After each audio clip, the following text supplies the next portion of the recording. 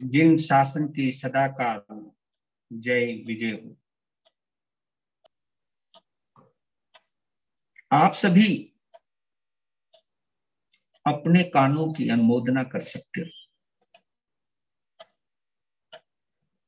अपनी आंखों की भी अनुमोदना कर सकते हो,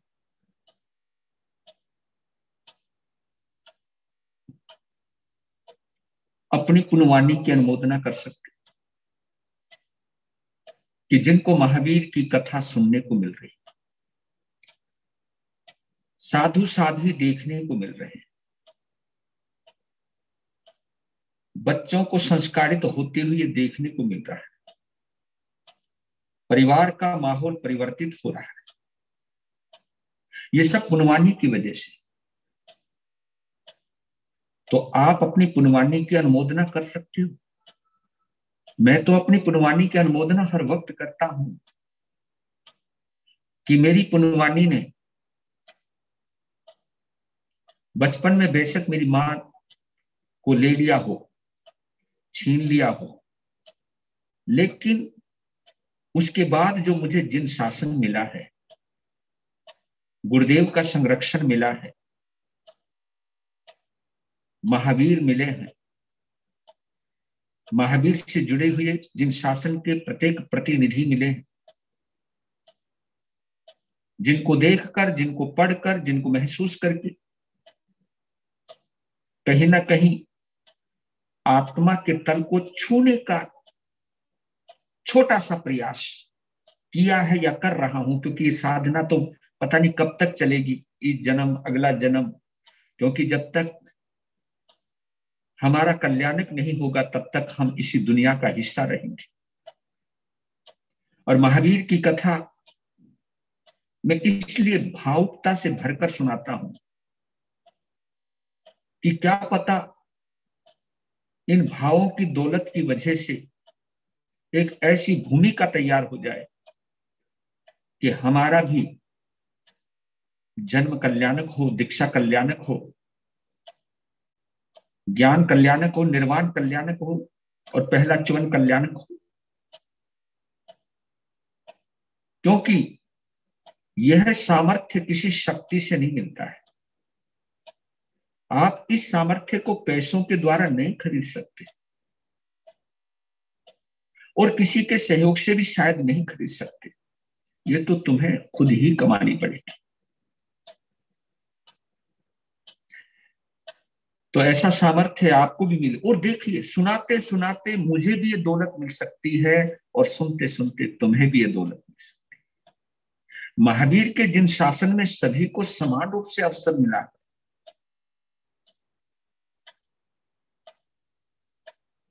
तो लीजिए, आप सभी के हाथ जुड़ जाने चाहिए, अहोभाव से भर जाना चाहिए और रोम रोम से स्वर निकलना चाहिए।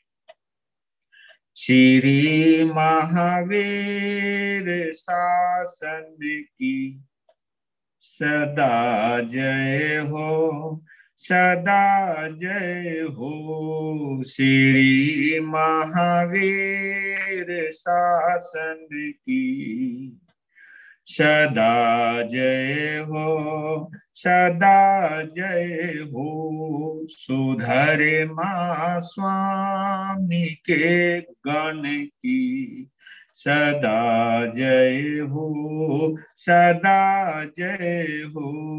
सुधर्मा स्वामी के गण की सदा जय हो, सदा जय हो।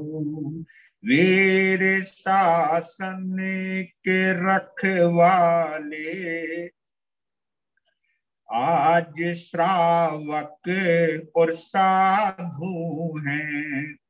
वीर शासन के रखवारे आज श्राविका और साधी हैं। मुनि चंदन के शुभ मन की सदा जय हो, सदा जय हो। मुनि चंदन कि शुभ मन की सदा जय हो, सदा जय हो। श्री महावीर शासन की सदा जय हो, सदा जय हो। बोलिए शासनपति भगवान महावीर स्वामी की जय। बोलिए इस अवसर्पणी काल के प्रथम आचार्य सुधर्मा स्वामी भगवान की जय।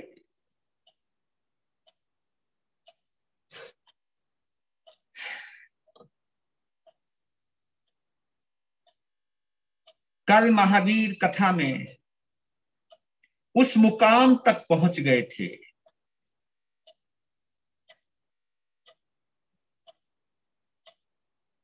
जहां सारी प्रजा में एक पीड़ा का संचार हो रहा है। नंदीवर्धन जो वर्धमान के बड़े भाई हैं और राजा सिद्धार्थ मां त्रिशला के ज्येष्ठ पुत्र हैं, अपने माता पिता को एक साथ गया हुआ देखकर, स्वर्गवास हुआ देखकर तो एक मार्मिक पीड़ा से भर गया। ऐसा लगा जैसे मैं अनाथ हो गया। प्रजा भी दुखित है, पीड़ित है। जन समूह उमड़ आया और सभी की आंखों में आंसू हैं, शिश्कियां हैं, आहें हैं। दर्द से भरा हुआ वातावरण है। सभी के चेहरे मुरझाए हुए हैं और सामने श्वेत वस्त्र में लिपटे हुए दो जिस्म नजर आ रहे हैं, जिसमें एक मां त्रिशला का है और एक राजा सिद्धार्थ का है। और उनको देखकर सब उद्वेलित, पीड़ित, रोदनमय वातावरण। लेकिन उसके बीच में अगर कोई स्थिर चित्त है, शांत है, सहज है, तो वो है वर्तमान महावीर। और उसकी वजह है क्योंकि वो स्वार्थ से जुड़े हुए नहीं, वो संसार से जुड़े हुए नहीं, उनके अंदर संसार नहीं। क्योंकि कल मैंने एक बात कही थी, संसार सागर में कुछ लोग मछली की तरह रहते हैं, कुछ लोग नाव की तरह रहते हैं। दोनों पानी में रहते हैं लेकिन अलग अलग। तो महावीर नाव की तरह है, पानी में है लेकिन नाव में पानी नहीं। वो संसार में है लेकिन मन में संसार नहीं। ऐसा दृश्य पता नहीं कब आएगा, लेकिन उन्हीं के जीवन में आता है ये प्रसंग जिनका आखिरी जीवन हो, जिनका जन्म कल्याणक मनाया गया, आखिरी जन्म। विश्वास रखिए, भाव से भरे रहिए। कभी ना कभी हम सबके जीवन में वो पल, वो क्षण अवश्य आएंगे जब हम सबका जन्म कल्याणक मनाएगा। क्यों? क्योंकि हम सभी जन्म कल्याणक की कथा सुन चुके हैं, दीक्षा कल्याणक की कथा सुनने जा रहे हैं, केवल ज्ञान का प्रसंग सुनेंगे, निर्वाण होते हुए देखेंगे और उस यात्रा में हम डूबे रहेंगे। महावीर को पूर्णतः हम अपने मन में, भावनाओं के प्रकाश में, भावों के आलोक में महावीर को अनुभव करेंगे। और ये डेप्थ, ये गहराई जितनी गहरी होगी, आप उतने ही आत्मा के करीब होंगे। और जितने आप आत्मा के करीब होंगे उतने ही आप निर्वाण के भी करीब होंगे। फिर आप निर्वाह के लिए नहीं, निर्माण के लिए नहीं, आप निर्वाण के लिए जिए। लेकिन अभ्यास कीजिए। महावीर की कथा को केवल इसलिए मत सुनिए कि चलो पता चल जाएगा महावीर कैसे थे। महावीर की कथा में आप अपने आप को भी महावीर बना सकते हैं, केवल भावों के आधार पर। क्या बात है, जय हो। जिन शासन ने हमको 2 शब्द दिए हैं, क्योंकि इसको मैं समझा दूं फिर दीक्षा कल्याणक को समझना बहुत आसान हो जाएगा। 2 शब्द दिए हैं हमारे जिन शासन ने, बड़े ही महत्वपूर्ण, जिसके आधार पर आप बड़े सारे धर्म को भी छोटा कर सकते हो और बड़े सारे पाप को भी तुम छोटा बना सकते हो। ये ताकत दी है। और ये जिन शासन ने 2 शब्द दिए हैं, पता नहीं आपका वहां ध्यान जाता है या नहीं जाता है, गौर कीजिएगा। जबकि ये दोनों ही शब्द हमारे व्यवहार में आते ही रहते हैं। जो जैन लोग हैं, जिन शासन से जुड़े हैं, चाहे वो दिगंबर है, चाहे वो मंदिर मार्गी है, चाहे स्थानकवासी है, चाहे तेरापंथी है, और जो जिन शासन से जुड़ा हुआ है, जिन शासन के ग्रंथों का जिसने अध्ययन स्वाध्याय किया है, और जिन शासन के प्रति जो कुछ भी जागरूकता या जानकारी रखता है, और ये शब्द अमूमन आते ही रहते हैं, ये हमारे जिन शासन में उमड़ते घुमड़ते रहते हैं। जैसे हम जय जिनेंद्र बोलते हैं, ये शब्द परिचित है, ये नमस्कार करने का एक तरीका है। तो ऐसे 2 शब्द हैं। वो शब्द है अनुमोदना और एक शब्द है ग्रहा। हम समाज में कहते हैं ना, गरिहामी अप्पानम बोसरामी, निंदामी गरिहामी अप्पानम बोसरामी, वो ग्रहामी या गृहामी। तो 2 शब्द हैं, एक है अनुमोदना और एक है ग्रहा। क्या शब्दों की ताकत है। बाई चांस इन 2 शब्दों के साथ आपकी जिह्वा के साथ साथ आपके भाव जुड़ जाए ना, मजा आ जाए। आप बैठे बैठे कर्मों की निर्जरा कर सकते हो, केवल अनुमोदना और ग्रह से। इससे बढ़िया कोई शब्द नहीं मिला। अद्भुत। भगवान महावीर का ये जिन शासन कितना करुणा से भरा हुआ है, लेकिन हम समझ नहीं पाते। आखिर क्यों हम संत लोग भी नहीं समझ पाते, जबकि ये दोनों ही शब्द है ना हमारे जबान पर रचे पचे रहते हैं, बस ये जबान तक ही सीमित है। बस ये दुर्भाग्य है। इन शब्दों का संबंध हृदय से नहीं हो पा रहा है, भावों से नहीं हो पा रहा है। इसलिए शब्द सुनने के लिए तो बन गए, समझने के लिए, एहसास करने के लिए नहीं बन पाए। क्योंकि जब तक हम साधु साध्वी लोगों को सुनाने के मूड में, अगर जब तक आगमों को सुनाते रहेंगे, महावीर की वाणी को सुनाते रहेंगे, केवल सुनाने के मूड में, कि लोग सुने कि मुझे कितना ज्ञान है, लोग समझें कि हम भगवान की आगम वाणी या जिनवाणी को कितने अच्छे तरीके से पेश कर सकते हैं, ये जो दूसरों को प्रभावित करने के भाव से अगर हम जिन वाणी सुना रहे हैं, तो ये जिह्वा का पुरुषार्थ है, भावों का नहीं। क्योंकि इसका पुरुषार्थ तो तब आएगा ना जब हम अहोभाव से भरे।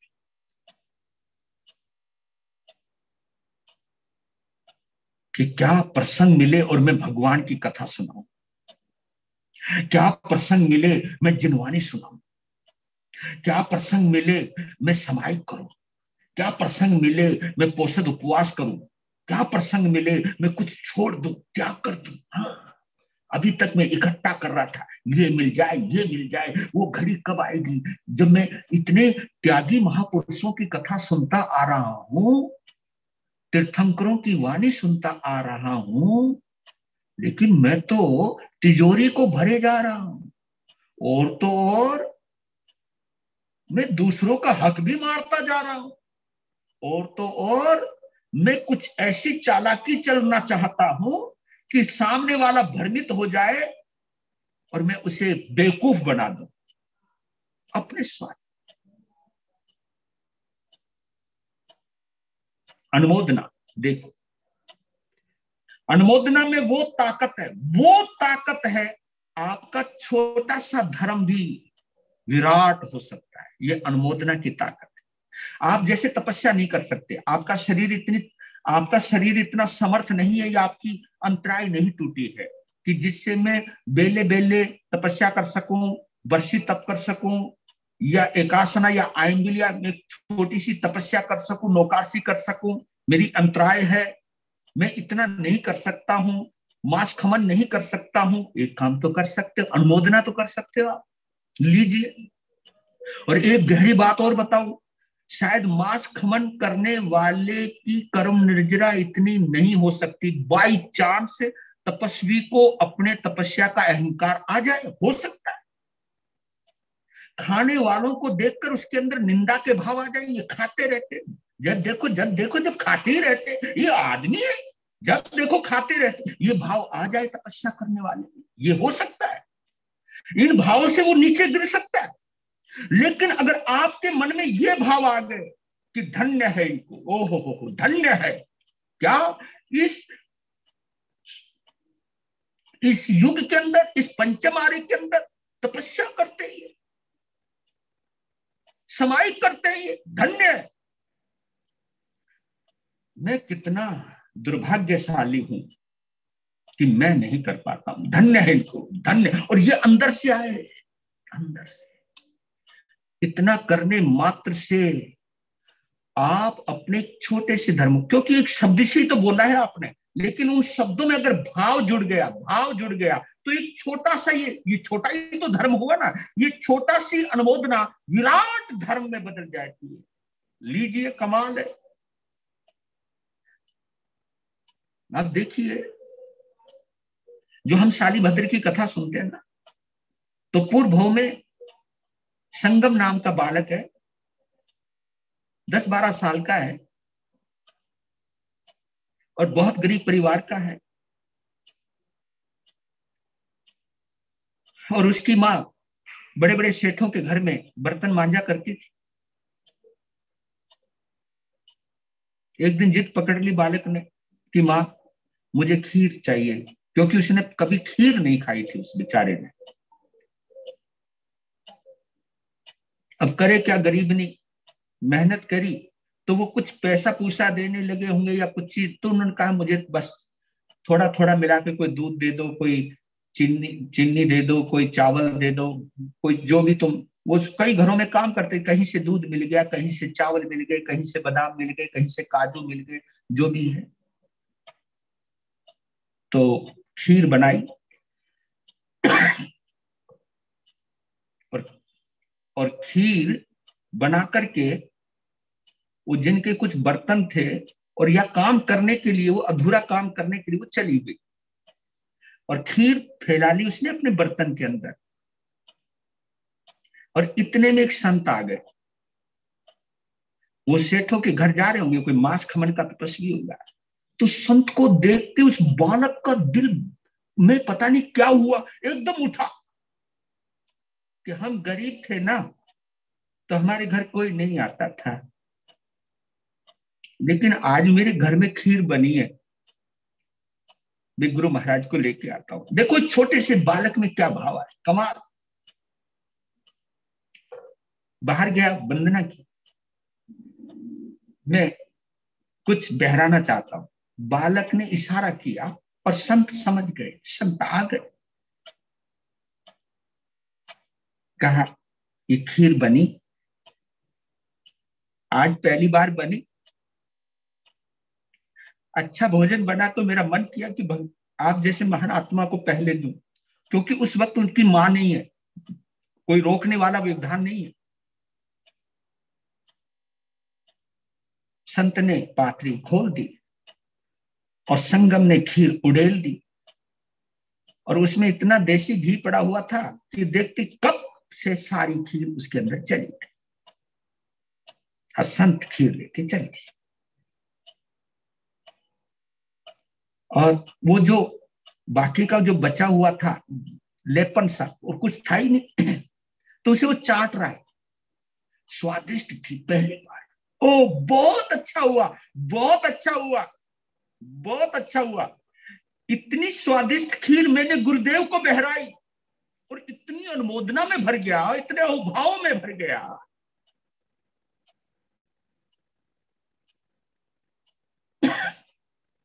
इतने में माँ आई। माँ ने देखा थाली खाली। बेटा खा गया तू? हाँ माँ, बहुत स्वादिष्ट।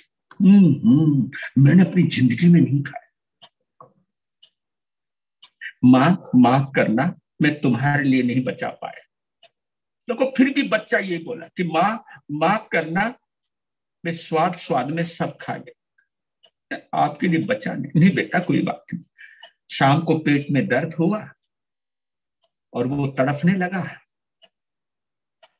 सबने प्रयास किया, माँ अपने बच्चे को बचा नहीं पाई, बच्चा मर गया। झोपड़ी से निकलकर राजगृह नगरी के गोवर्धन सेठ के यहाँ पर शालिभद्र के रूप में जन्म लिया। वो गोवर्धन सेठ जिससे राजा श्रेय ने खुद कर्जा लिया। तो आप ये देखिए केवल क्या किया। आप कहोगे वो तो खीर का भोजन था, स्वादिष्ट भोजन था, आप उसको एक तरफ छोड़ो ना, आप चंदन बाला की ओर जाओ। चंदन बाला के हाथ में तो केवल उड़द के बांकले हैं, वो भी फीके, कोई रस नहीं। भावना भाई, भावना फली, महावीर आए, आहार बहराया, उड़द के बांकले। उसका क्या प्रभाव। वही इस जिन शासन की, इस अवसर्पणी काल की भगवान महावीर की प्रथम शिष्या बनी, प्रथम साध्वी बनी। आप कहां तक जाओगे, आप कहां तक जाओगे। इसलिए कहता हूं कि अनुमोदना जरूर करो। जो तुम नहीं कर सकते मत कीजिए, लेकिन जो कर रहे हैं उनके लिए हृदय से अनुमोदना तो कीजिए। अरे कमाल हो जाता है, जो विशेषता तुम्हारे पास नहीं है और वो विशेषता सामने वाले के अंदर है, तो आप प्रशंसा क्यों नहीं करते। करते तो हो पर दिखावे से, ऊपर ऊपर से। और वो विशेषता उसके अंदर हो बाई चांस, जिसे तुम पसंद नहीं करते, हाँ, फिर तो उसके लिए अंदर ही अंदर चिढ़ते हो। कहा कि किसी तरह ऐसा काम बन जाए जो इसको इज्जत मिल रही है और कुछ ना कुछ ऐसी कमी निकल जाए, इसकी थू थू होने लग जाए। ऐसे दुर्भावना भी भा लेते हो आप। मेरी बंधुओं, अनुमोदना में बहुत बड़ी ताकत है, जो छोटे से धर्म को महाधर्म में बदल सकता है, छोटे से पुण्य को महापुण्य में बदल सकता है। ये ताकत है अनुमोदना में।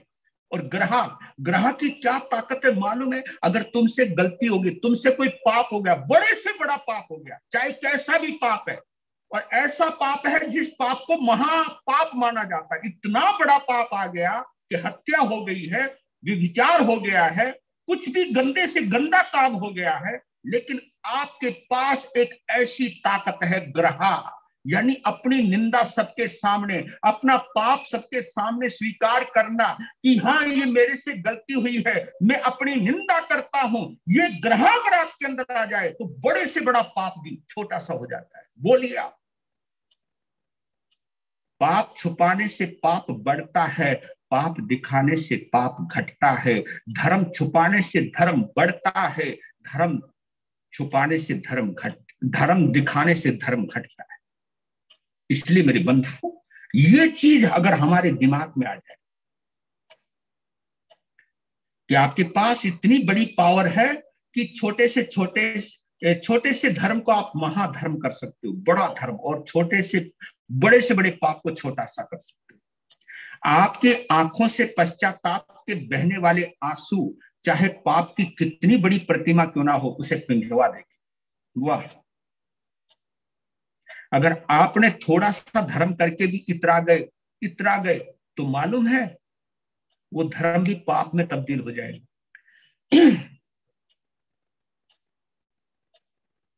और एक गहरी बात बताऊं आपको, समायिक करके बैठे हो आप, धर्म ही तो कर रहे हो। और समायिक में अगर आपने किसी की भी, कोई भी हो, चाहे साधु हो, साध्वी हो, श्रावक हो, श्राविका हो, कोई भी हो, अगर आप उसमें किसी की निंदा कर रहे हो ना, तो महापाप की उपार्जना हो जाती। और दुनिया का काम करते हुए, दुनिया से विरक्त आत्माओं की अनुमोदना करते हो, तो दुनिया में रहते हुए भी आप कभी ना कभी विरक्त बनने की, वितराग बनने की योग्यता प्राप्त कर सकते। अब देखिए, महावीर ने समझाया संयोग वियोग, संबंध और संबोध पर। कल का आपने सुना होगा भगवान का वक्तव्य, जिससे कुछ राहत मिली, माँ बाप की मिट्टी ठिकाने लगी। आ गए प्रभु महावीर। और देखिए महावीर की एक और विशेषता, कभी तुमने महसूस किया नहीं। अब देखिए 28 साल के नौजवान हैं, वो चाहते तो अपने आप, क्योंकि उन्होंने जो वादा किया था अपने माँ बाप के लिए किया था कि जब तक मेरे माँ बाप हैं तब तक मैं दीक्षा धारण नहीं करूंगा। लेकिन उसके बावजूद भी माँ बाप के जाने के बाद नंदीवर्धन राजा बने कुंडलपुर के। वर्धमान चाहते तो जा सकते थे, लेकिन उनके सामने दो चीजें थी कि मैं बिना यशोधा की सहमति के दीक्षा नहीं लूंगा। ऐसी मन में आया कि आखिर वो मेरी पत्नी है, जीवन संगनी है, और ठीक है, मैंने माँ बाप के कहने से इस विवाह के बंधन को अपनाया है, स्वीकार किया है, और कहीं ना कुछ पुराने संयोग है, उसे आप और हम मिटा भी नहीं सकते। लेकिन फिर भी एक बात है कि उन्होंने अपने जीवन से इस तरह का जीवन जिया कि यशोदा भी उनके जीवन से बहुत प्रभावित थी। और उन्होंने कहा कि मैं वर्धमान को अपने पति से जगत पति बनते हुए देखना चाहती।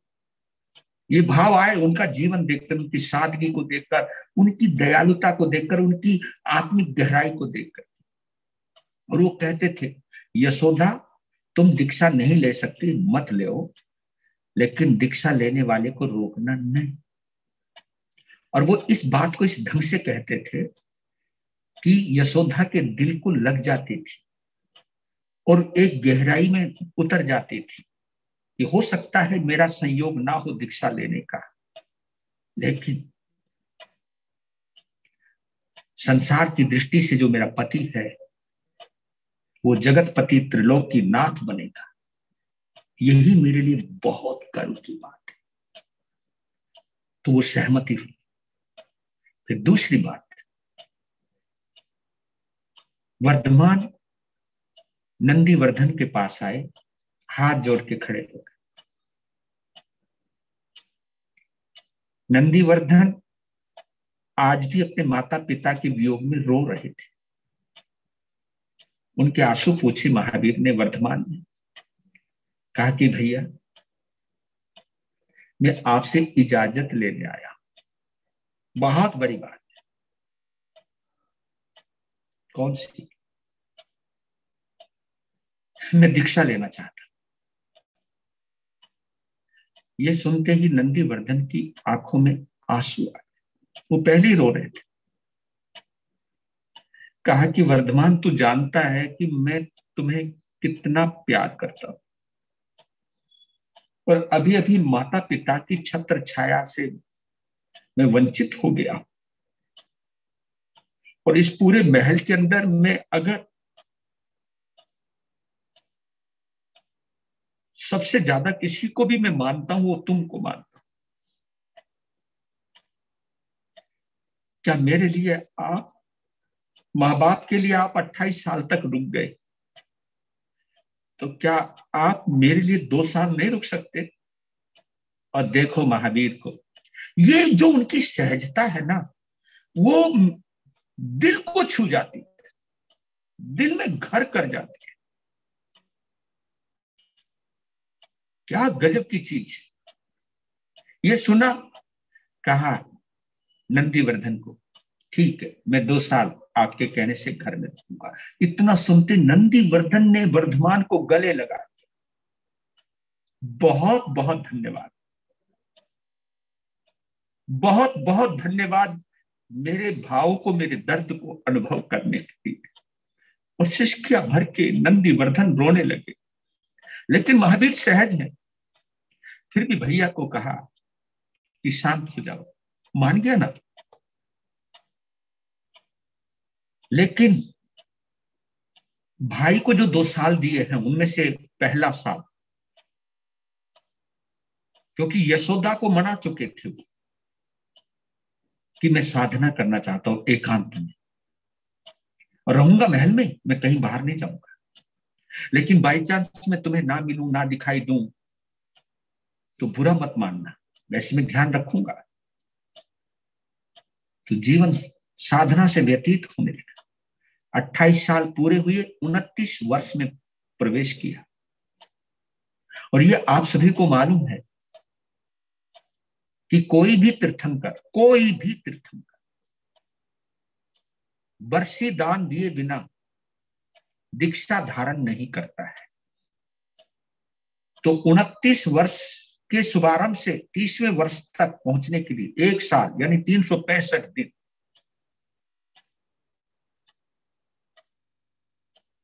उन्होंने बरसी दान दिया। हीरे जवाहरात, सोना चांदी मानिक ढेर की ढेर, और उसकी संख्या बोलेंगे 1,08,00,000 स्वर्ण मुद्राएं। 1,08,00,000 स्वर्ण मुद्राओं का दान प्रतिदिन 1 पहर के लिए वो दिया करते थे, यानी 3 घंटे वो लगातार देते ही रहते थे। अगर तुम गहरी दृष्टि में जाओ तो महावीर ने तो जिंदगी भर दिया ही दिया है। हाँ, दिया ही दिया है। एक हम ही तो है जो देने के बदले लेते रहते हैं, उन्होंने दिया ही दिया है। गृहस्थ में रहे तो बरसी दान दिया, गौर करना, गृहस्थ में रहे तो बरसी दान दिया, दीक्षा ली तो जीवों को अभेदान दिया, और केवल ज्ञान पाया तो लोगों को ज्ञान दान दिया। देते ही रहे मेरे महावीर, जिंदगी भर देते रहे। इसीलिए वो भगवान है। उनका देना कुछ पाने के लिए नहीं। लेकिन हम संत समाज के लोग, महावीर के उपासक, महावीर के अनुयायी, वर्धमान के पुजारी, वीतराग के साधक, अरिहंत के साधक, फिर भी हम हिसाब किताब लगाते कि मैंने उसको इतना दिया तो इसके बदले मुझे इतना मिले। हाँ, मैंने आशीर्वाद दिया तो सम्मान तो दे। ये चीज, बरसी दान दिया,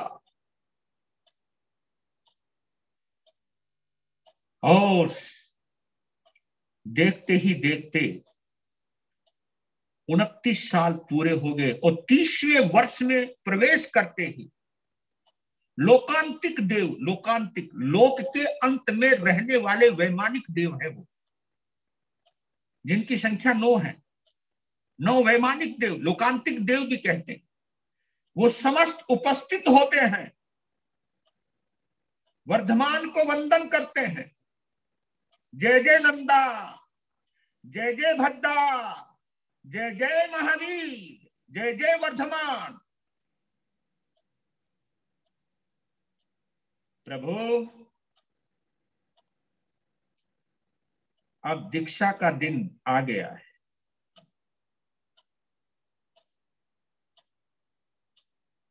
दीक्षा कल्याणक की सूचना देने आए हैं लोकांत। ये उनका जीत व्यवहार है, जीताचार बोलते हैं, ये उनकी ड्यूटी है। और वो भी सबसे ऊपर देवलोक वाले, नितांत तो वो ब्रह्मचारी होते, साधक होते वो, और उन देवों को, उस देवलोक को छोटी मोक्ष भी कहते हैं। वो वहां से आते हैं, एक ही जन्म लेते हैं, मुक्ति में चले जाते हैं, क्योंकि वो मुक्ति के निकट है। मुक्ति का सानिध्य भी क्या गजब का है। देवताओं ने अपना व्यवहार निभाया, जीताचार का पालन किया, चले गए। महावीर खड़े हो गए।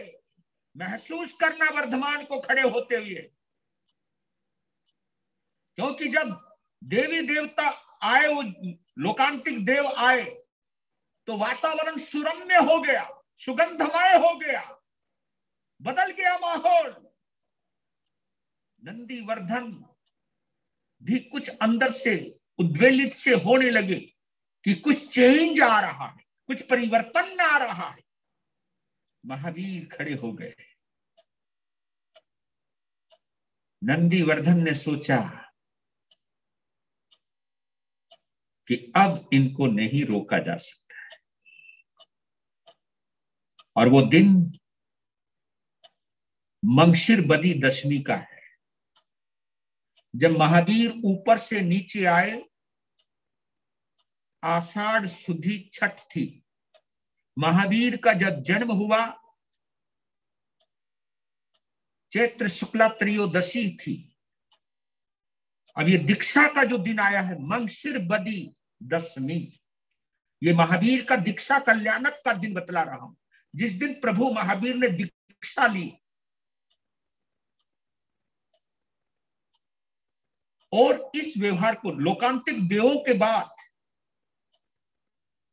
जो शकेंद्र होता है, उसका भी एक व्यवहार है।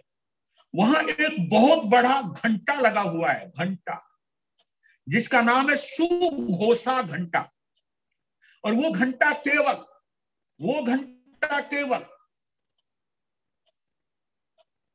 5 कल्याणकों के प्रसंग पर ही बजता है, वैसे नहीं बजता, इसलिए उसका नाम सुघोषा। और सभी घंटा वादन की आवाजें निश्चित थी, और उन आवाजों से ही देवी देवताओं का ज्ञान तो वैसे ही रहता है, वो तो एक संकेत मात्र है, पर लेकिन पता चल जाता था, उनको उपयोग लगाने की जरूरत नहीं। भाई ये घंटा बजा तो इस काम के लिए बुलाया है शकेंद्र ने, ये घंटा बजा तो इस काम के लिए बुलाया है। तो जैसे सुघोषा घंटा बजा, पूरे देवलोक में हलचल मच गई, पूरे देवलोक में हलचल मच गई। सारे देवी देवता अपने अपने विमानों से, अपने अपने मंदिरों से निकल करके इंद्र की सभा में उपस्थित हो गए।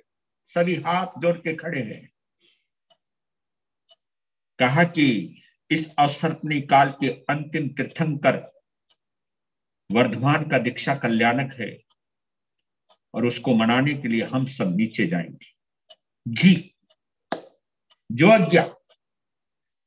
अब आने लगे, देवलोक से नीचे उतरने लगे। कुंडलपुर देवलोक जैसे बनने लगा, गलियां महकने लगी, वातावरण सुरम्य होने लगा, जन चेतना रोमांचित होने लगी।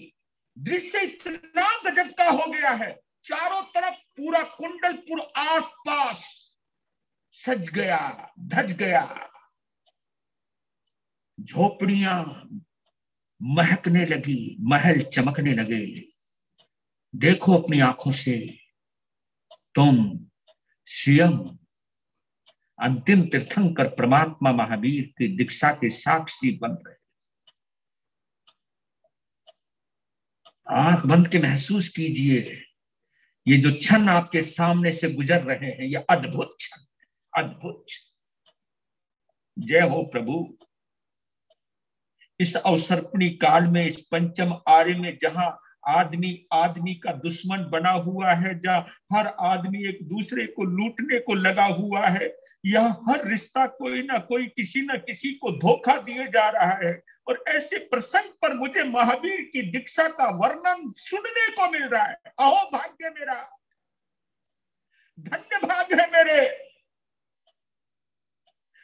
आज मेरा रोम रोम रोमांचित हो रहा है।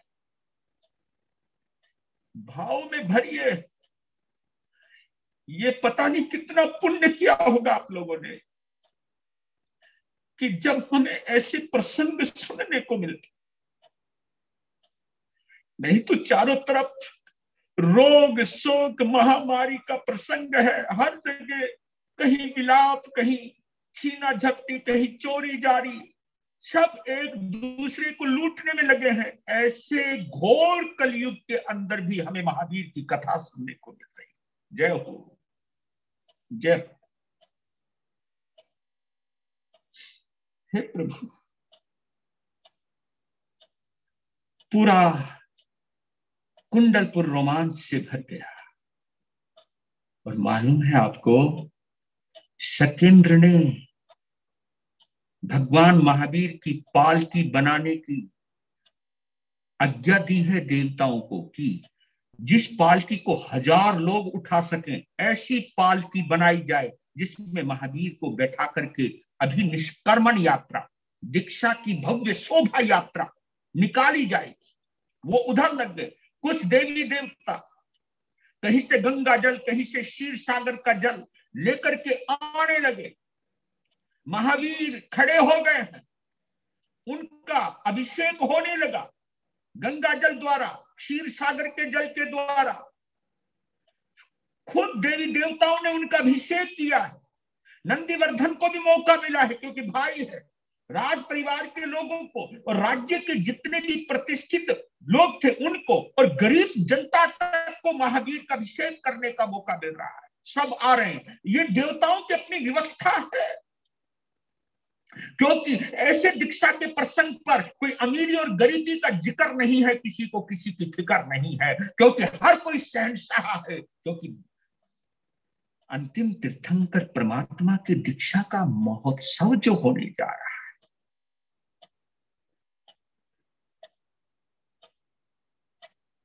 अभिषेक हो गया, राजसी पोशाक से सजा दिया गया है। वैसे तो खुद ही महकते थे तीर्थंकर तो, लेकिन और महकने लगे। एक आज नया वर्धमान कुंडलपुर के लोगों को देखने को मिला, और उनकी भव्यता को देखकर नंदीवर्धन राजा क्या सोच रहा है, काश, क्योंकि दिल दीवाना हो रहा है, काश इसी समय मेरे वर्धमान का दिल बदल जाए। अगर ये मान जाए तो मैं राजगद्दी का त्याग कर दूंगा और उस गद्दी पे मैं अपने वर्धमान को बैठा दूंगा। प्रार्थना कर रहा है, प्रार्थना कर रहा है। लेकिन महावीर तो, क्योंकि गजब है, यहां लोग ऐसे जो गद्दी से उतरने को तैयार नहीं, एक बार चिपक जाए ना, उतरते नहीं, फेविकोल का जोड़ लग जाता है। और महावीर उस गद्दी पर बैठे भी नहीं, इच्छा भी नहीं। और यहाँ तो पदों के लिए साधु साधुओं में झगड़ा हो जाता है। हाँ, आचार्य बनने के चक्कर में लोग अपने संग को भी छोड़ देते हैं। ये पता नहीं क्या हो रहा है। ये अगर कहीं संतुष्टि ना होए तो साधु साध्वी विरोध पे उतारू हो जाते हैं, बगावत पर उतारू हो जाते हैं। मैं कभी कभी सोचता हूं कि महावीर के शासन में कभी कभी क्या हो भी जाता है। चलो छोड़ो। जब सज धज के आए बाहर, सब देख रहे हैं उस नजारे को। नंदीवर्धन, शकेंद्र, इंद्र, सभी ने महावीर को उठाया है, पालकी में बैठाया है। और उस पालकी को देवताओं ने क्या, इंद्र ने क्या, गंधर्व ने क्या, मानव ने क्या, एकदम उठा लिया। जय जयकार, जय जय नंदा, जय जय भद्दा, जय जय महावीर, जयवर्धमानम जयवर्धमानम।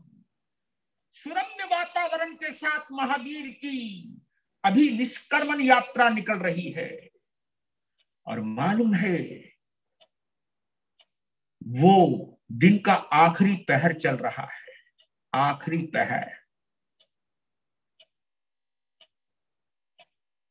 आखिरी पहर विजय मुहूर्त के अंदर दीक्षा की अभिनिष्कर्मण यात्रा। अभिनिष्कर्मण कहते कि निकल रहा, सभी से संबंध तोड़ रहा,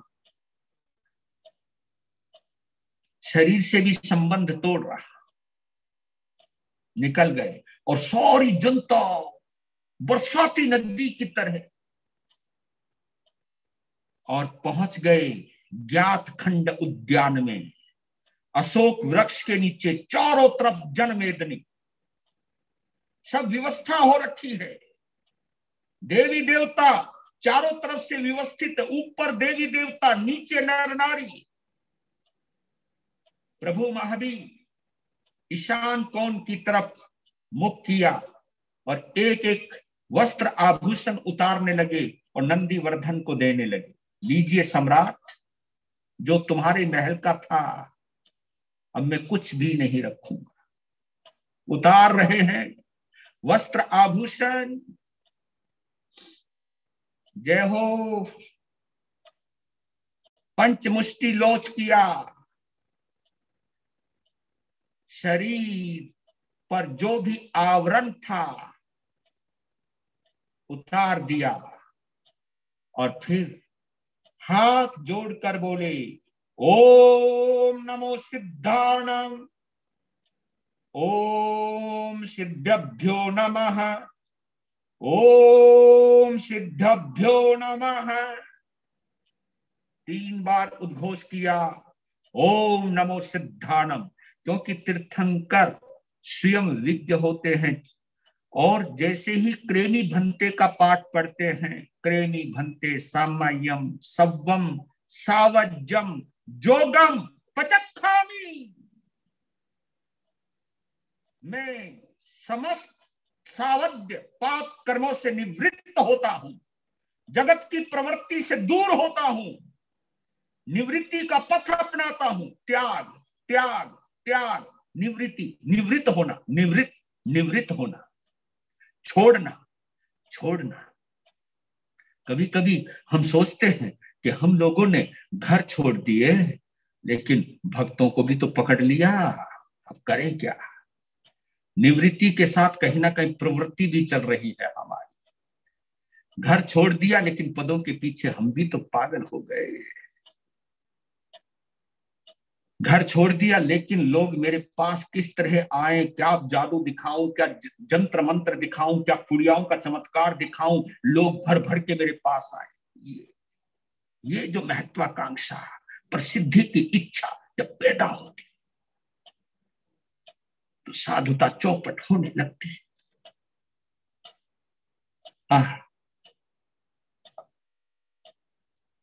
जैसे ही उन्होंने पचख्यान किया, प्रत्याख्यान लेता हूं, तुरंत उनको चौथा ज्ञान मन है प्रयोग ज्ञान की प्राप्ति हो गई। निवृत्त होते ही अब प्रभु महावीर अप्रमत्त महावीर हो गए। अब प्रभु महावीर निगंठ महावीर हो गए। अब प्रभु महावीर वर्धमान एकाकी महावीर हो गए, साधक हो गए। और जिस समय दीक्षा ले रहे हैं, केवल दिन छिपने में 48 मिनट बाकी थे। 48 मिनट, 2 घड़ी का दिन बाकी था और 1 घड़ी में ये दीक्षा का कार्यक्रम, संकल्प क्या, ये सब चला। और ये दीक्षा संपन्न कराते ही लोग, देवी देवता, इंद्र अपने परिवार के साथ ऊपर चला गए, देवलोक चले गए। लोग खड़े हुए हैं, लेकिन दीक्षा लेते ही महावीर के अंदर एक शब्द गूंज रहा है, चरैवेति चरैवेति। घर से निकल गए, अब चलो। अभी 24 मिनट का दिन बाकी था। कहा कि जहां दीक्षा ली है अब इस जगह को भी छोड़ देता। महावीर दुनिया से मुंह मोड़ अपनी आत्मा की ओर चल पड़े। महावीर चल पड़े। महावीर, उनको जाते हुए लोग देख रहे हैं, रो भी रहे हैं, रो भी रहे। नंदीवर्धन को पता चल गया कि अब वर्धमान कभी लौट कर नहीं आएगा। सब अपने अपने घरों में वापस लौट गए। लेकिन उस वक्त का एक नजारा मैं तुम्हें दिखाना चाहता। सब लोग रो रहे हैं, लेकिन वहां किसी ने भी भगवान महावीर के साथ दीक्षा ग्रहण नहीं। रो रहे हैं क्योंकि रोने वाला दीक्षा नहीं लेता। ये ये है असली मुद्दा। महावीर हमें छोड़कर जा रहे हैं इसलिए रो रहे हैं। महावीर को अब हम नहीं देख पाएंगे इसलिए रो रहे हैं। इनकी उपस्थिति में हम सब आनंदित थे, कोई बीमार नहीं था, कोई रोग नहीं थी, कोई महामारी नहीं थी। अब कोई भरोसा नहीं क्या होगा, इसलिए रो रहे थे। और एक बात कहता हूं, जो रोता है वो दीक्षा नहीं ले सकता है, क्योंकि आर्त ध्यान का धर्म ध्यान से क्या लेना देना। उस समय सब ऐसे दिखा रहे कि महावीर के बिना हम अधूरे हैं, लेकिन महावीर के साथ तो कोई आया ही नहीं, किसी ने दीक्षा ली ही नहीं।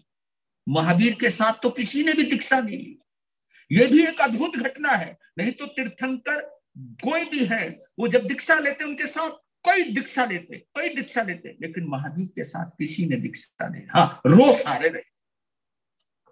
काश उनमें कुछ रोने वाले नहीं होते, आत्मगवेषी होते, आत्मा को जानने वाले होते। महावीर किस पथ पर जा रहे हैं, मुक्ति पथ पर जा रहे हैं, ये अनुभव करने वाले रहते तो महावीर के पथ का अनुसरण जरूर करते। इसलिए कहते हैं रोना है तो अपने अशुभ भाव के लिए रोना, स्वार्थ के लिए नहीं। रोना भी बहुत अच्छी बात है। कुछ रोना ऐसा है जो आदमी को हल्का कर देता है, कुछ रोना ऐसा है जो अंदर के कसायों की गर्मी को शांत कर देता है। रोना ऐसा है जहां हमको निर्मल बना देता है। लेकिन कब? तब जब हम किसी पाप की वजह से रोते, प्रायश्चित की वजह से रोते हैं। ये मेरे से क्यों हो गया पाप, इस वजह से रोते हैं। सामायिक में भी तुम रोते नहीं हो, कहो कि महाराज सामायिक में तो रोना वैसे ही मना है। अरे मैं किसने मना किया? रोना चाहिए सामायिक में। जी आर्त ध्यान है। नहीं, आर्त ध्यान में रोना, भाई मेरी माँ मर गई, मेरा बाप मर गया, मेरा गुरु मर गया, इसलिए रोगे तो आर्त ध्यान है। ये किसने कहा रोने को?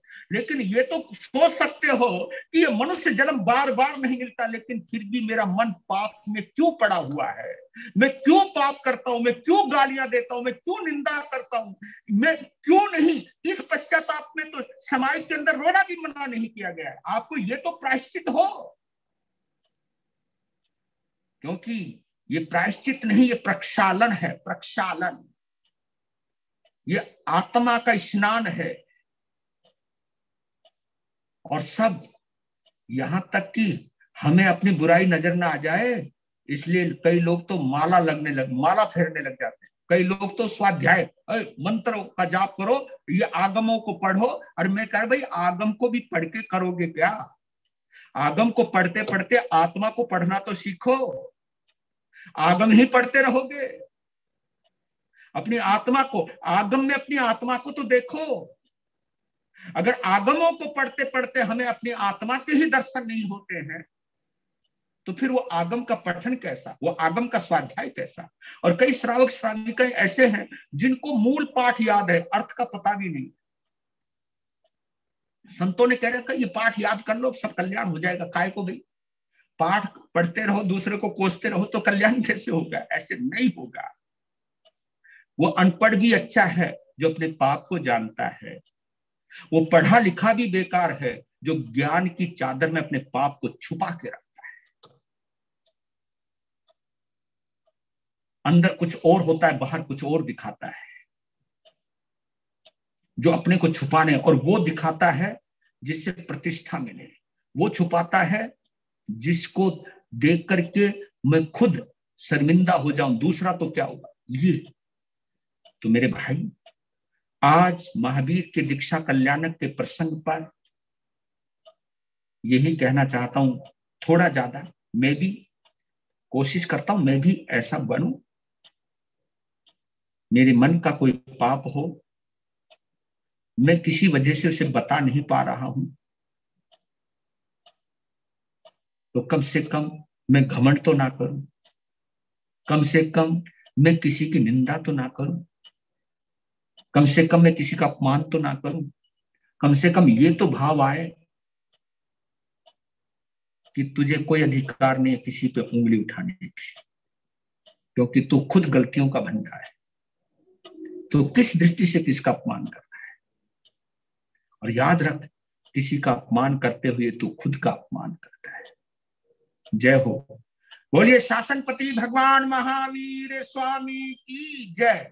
तो आज हमने वर्धमान को शर्मन महावीर बनते हुए देखा है, और जो भी दृश्य अगर आपके दिल को छू गया हो, अपने को सौभाग्यशाली मानिए बंधुओं, मेरी बहनों, मेरी माताओं, मेरे प्यारे प्यारे नौ निहाल, मेरे जिन शासन के रखवाले बच्चों, आपने महावीर की कथा सुनी है, तो आप भी अपने अंदर के महावीर को जरूर उकेरने की कोशिश करना, क्योंकि हर आत्मा में परमात्मा बसा है, हर आत्मा में केवल ज्ञान बसा है। वो वक्त कब आएगा? ओम शांति।